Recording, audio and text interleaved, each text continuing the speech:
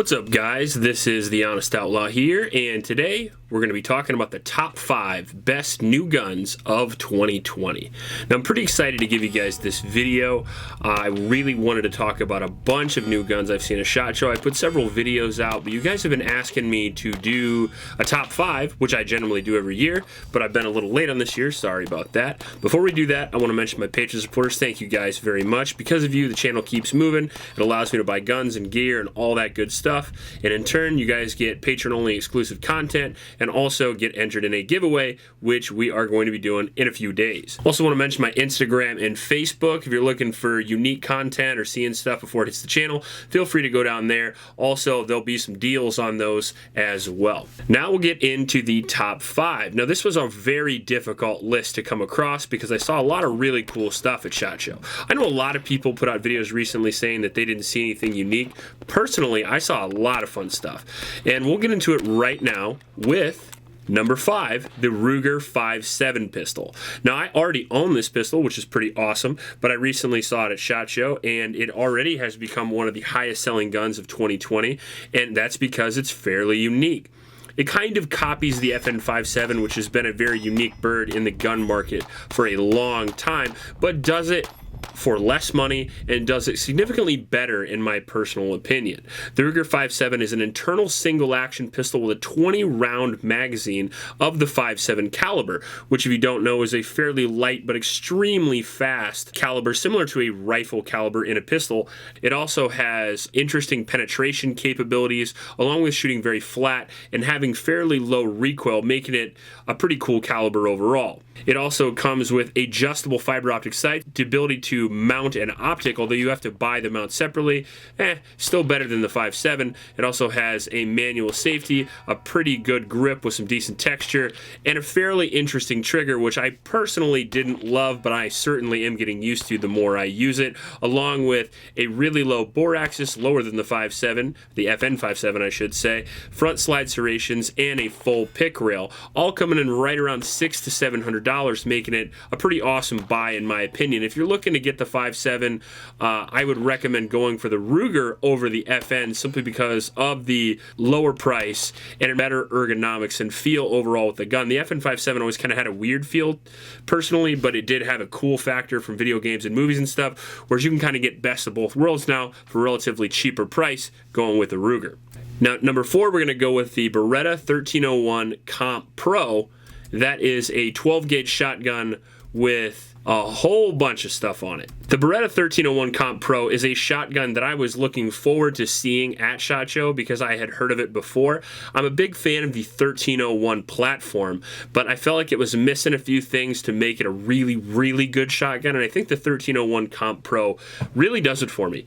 They pretty much added all the best features from all of their lineup of shotguns, and Beretta has a very vast lineup, and they're also the oldest firearms manufacturer in the world, I do believe. They have a vent rib barrel. The blue receiver looks very cool. All the custom chokes you're going to need, an oversized cocking handle, bolt release lever, and a 10+1 capacity. Now, some of the things they added that I think is super cool are going to be the kickoff system. Now, the kickoff system was on some of their hunting shotguns, but I'd yet to see it on one of their competition-style tactical-ish shotguns. The fiber optic sights, the choke tubes, the extra capacity, along with the reliability and durability of the 1301 system. So you're going to get a really light shotgun with a low perceived recoil, and it's going to have a beveled loading port right in the factory, which that can be kind of a pain in the ass to do if you've ever done it yourself. It takes quite a while. That 21-inch 12-gauge barrel, you could use it for home defense if you wanted to. It's flexible enough to go hunting with if you wanted to, whether you wanted to shoot some slugs out of it because it is drilled and tapped to throw a red dot on top of it. Say you wanted to go deer hunting, and let's say you wanted to switch it out then again to go bird hunting, you could do that as well. Then you could throw the tube on it to go to your favorite tactical class or to go to a 3-gun match. So overall, I think it's one of the better shotguns I've ever seen, and I'm excited to hopefully pick one up this summer for review after handling at SHOT Show. Now we're going to get into number 3. the Wesson DWX. If a 2011 and a CZ Shadow had a baby, this would certainly be it. It is a single action 9mm pistol where the top half is basically a 2011 and the bottom half is basically a CZ75. This mix was made possible because Wesson happens to do several 2011s, CZ owns Wesson, and they own the Shadow platform, so they can kind of make this weird mutant pistol happen, which I could not be more excited about. For certainly, I hope it's the best of both worlds, considering two of my favorite pistols of all time are the 2011 platform and the CZ platforms. It comes with a full dust cover, rail is available, 46 ounces with a 5-inch barrel. They also have a compact model, which I'm almost more excited about, making it a pretty good pair if you would like to have a carry gun and you would like to have a competition gun, or if you'd like to have, let's say, a USPSA limited gun and you'd like to have an IDPA gun.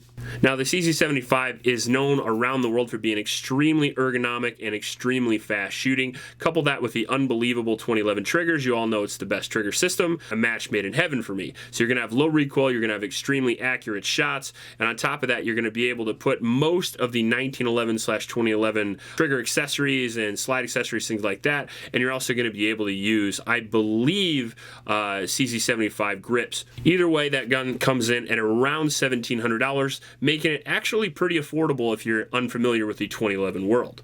Now we're going to get down to number 2. And at number 2, I'm going to cheat just a little bit because I couldn't decide between the two. I'm going to put the STI Staccato C2 and the STI Staccato XL. Now, if you're unfamiliar with those, I did a video at SHOT Show about them, and I went to go shoot for STI at their range day. Now, one of the cool things about being at the range day with the STI guys is that they have no limit on magazines or ammunition, so I literally just kept walking up to the booth, reloading my own ammo, going back and firing, and I probably got around 500 rounds out of each of these guns by the time I was done. Now, the Staccato C2, if you guys are unfamiliar with the original Staccato C, I did a review on it last year. It was essentially the most accurate concealed carry pistol that I'd ever tried. It is a single action pistol with a single stack magazine and a polymer grip and a steel frame and slide. Now, the Staccato C2 is going to be like that, but it is going to be a double stack. So you're going to get a very lightweight carry gun around Glock 19 size and weight. You're going to get that awesome single action trigger from STI, and you're going to get that double stack magazine capacity. So gone are the complaints about the 1911 capacity, and now you're going to have all the great stuff about the 1911 into the new C2 with that double stack magazine.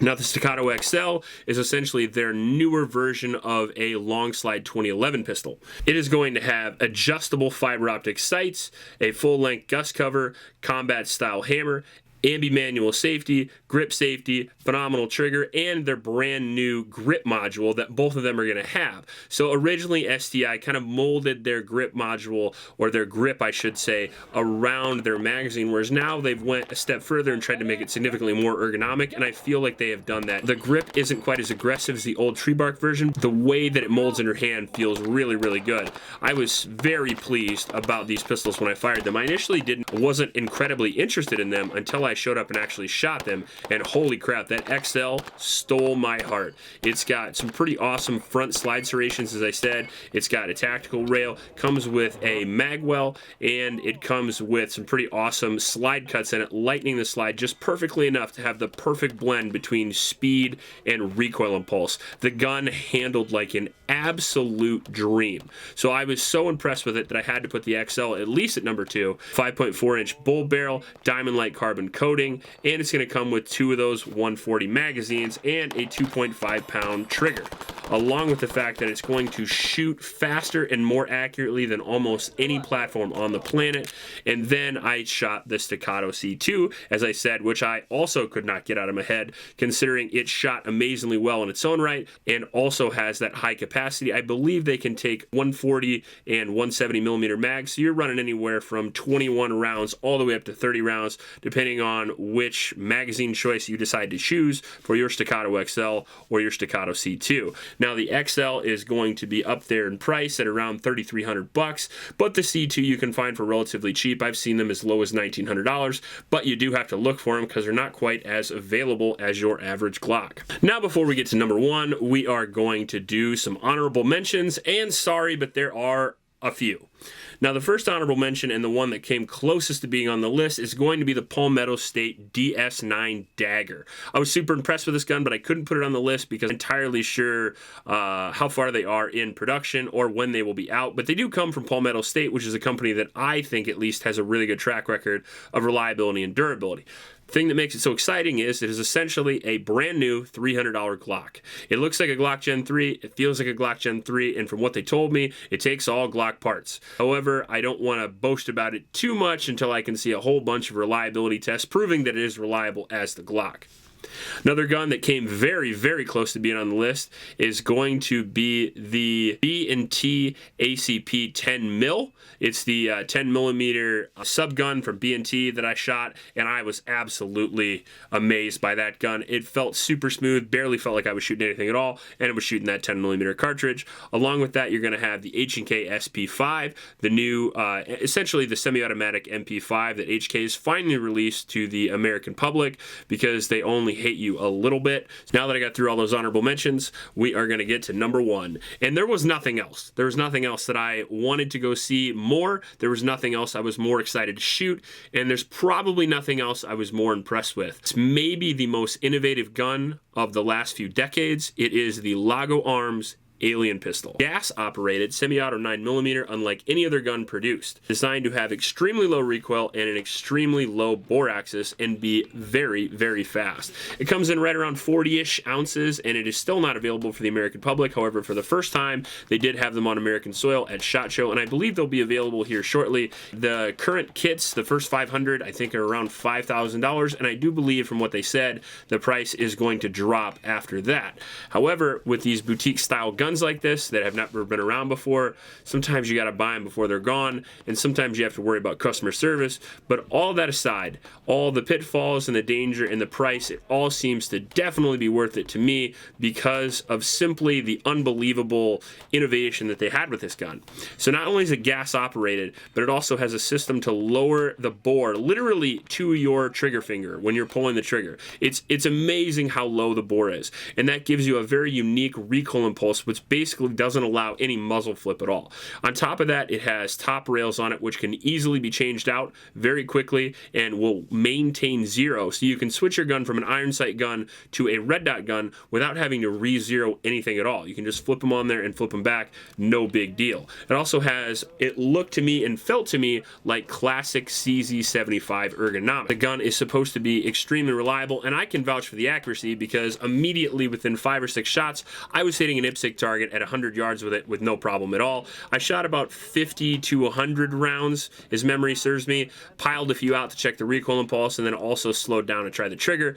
One of the things I was very worried about was the trigger until I tried it, and I realized that it is almost as good as a 2011. I'd say it's on par with like a custom CZ trigger, so it's very, very good as well. Everything about the gun speaks to its speed and its accuracy. It looks incredibly unique. It looks very cool. Everything about it is amazing, but the price. And as I said, to get the kit, it's going to be around 5 Gs, but hopefully that it will come out for a little bit lower cost in the future so it can be a little bit more plentiful. However, you have to remember that there's a lot of cost in R&D, and there's a lot of cost in craftsmanship and innovation in this gun. So in my opinion, the price is absolutely worth it if you can afford it.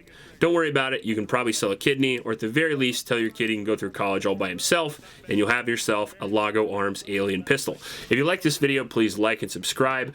Please help out your local homeless shelters, and remember to recycle. I'll check you later. We have our first failure, a little bit short of normal capacity, but all right, well. Just to get the rounds to line up perfectly, you just hold them upside down, loose the pressure a little bit, and get them stacked perfectly. And then let go of the loading tabs, hold pressure so they sit in the magazine perfectly. And since we've been doing that, we haven't had any problems.